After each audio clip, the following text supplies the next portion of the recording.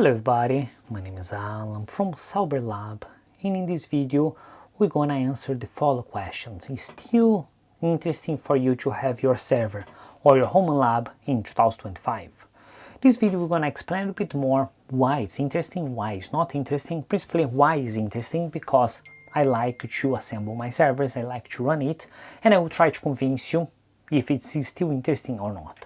So, if you like this idea and want to learn a little bit more about it, we're gonna see in this video, but first of all, don't forget to leave a like, consider subscribe for the channel if you're not subscribed yet, and let's understand a little bit more about it.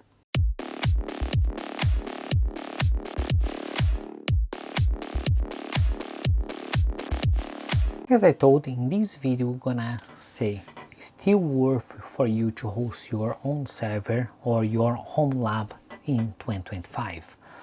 Okay, first of all, when I say server, I don't say that big racking with a lot of computers, a lot of servers running and consuming lots of energy. You can do a server with anything that you have. You can have an old laptop, you can have an old computer, you can have a new microcomputer, you can have a NAS, look like Synology NAS, what I'm using. You can have any other option, and this will make your server. And make your server, it's not only you have the system, you can do a lot more.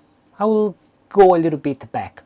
Cloud. When you think about cloud system, it's all the storage that you have in the cloud and that you can access it everywhere that you want. So to understand a little bit more, let's focus a little bit for cost. If I come here, now Google, before was Google Drive, now it's Google One. I just discovered that they changed the name. And if I come here, if you go to the base pack, 100 gigabytes, it's, let's say, £13 per year. £13 is not so much, but 100 gigabytes is not so much as well. With a small SD card, you can have more than 1 terabyte easily and will not cost so much. £12 per month for only 100 is not enough, and that's you need to go for the next option. The second option is 2 terabytes, and you can have 2 terabytes of data, unlimited Google Photos, I don't know what this is, unlimited Magic Editor. You have a workspace, Nest, Fitbit Premium, and that's it. What means 65 you have 2 terabytes. And from my point of view, it's not enough, because if I go for, let's say, Amazon, I can get 4 terabytes for 86. Okay, it's a little bit more than the 65, but you have double space. You can use it anytime that I want, and if you add with, let's say, one Synology NAS similar for this one, you can have your server. You can do everything that you want, and you don't need to pay a monthly fee or a yearly fee, because you control your costs, you control your system, and you control everything that you want, and it's always in your budget. Of course, the initial cost will be higher compared for a cloud, because if I go for monthly, you have only £2 per month, but it's £2 now. Next month they can increase. Also, the big problem is you don't have control of your data, because once that you give all your data for Google Drive, let's say, or Google One, the new name, they can see. In terms of condition, they say that they can check if you don't have any legal data. And already happened with me. One time I put a video that was copyrighted in Google Drive, and that I received a mail, please remove this one because it's against of our policy. And this one's not interesting, because you come in your mind, what data that is there? And always they can change the policy, you can change the price. So now it's £2, next month will be 3, next year will be 4. When you get used with this system, it's difficult to leave, because you need to pull all your data before you stop the subscription. Other thing that is bad for those clouds is that all the data is in the cloud. So if you don't have internet, you cannot access anything. It's everything locked there. Different for your HomeLab, you have all your data local, your network. What is really interesting, because the speeds will be higher, you can still work if you don't have internet, you still put everything, you still be able to work in the same way if you go for another place that, let's say, signal is not a good thing. And one thing that is really good, it's you can have all the data in only one place. So in my case, I can start to edit my video downstairs, then I can come here upstairs to continue it. Then I decided to go in my room and continue it with my laptop and everything, because I make proxy, and that's I can use anywhere that I want, and my internet or my network, it's fast enough to have this. Also, for the cost of the hard drives, I know that I will save for 3-4 years, and that will pay off the initial cost. But your server, it's more than only storage. Remember, you can have lots of applications. You can have a MIDI stream. MIDI stream will be something apart that I will talk a little bit more, but if you come here my screen, I have Ambi and Plex, and I could have Jellyfin as well. And those MIDI stream, it's good because you can have all your media that you want without the need to pay for stream A, B, C, D, and continue on. You can watch everything, and either that you don't have internet, you still be able to use it, and you still be able to use in the same quality that you decided to have. Also, you can have other applications as your Synology Photos, what similar that's Google Photos.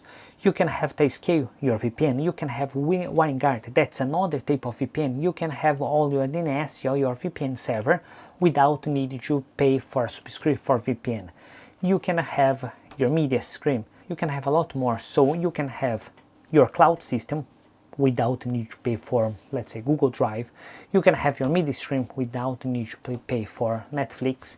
You can have your VPN that's connect to your network and use your network internet without needing to pay for external company, and everything is controlled by yourself. You know how much traffic is going, where is going, what is going to happen, and in the case that you want to only turn off everything, all your data is still there, and that's it. In the time that you want to turn on again, your data is still there, is still safe.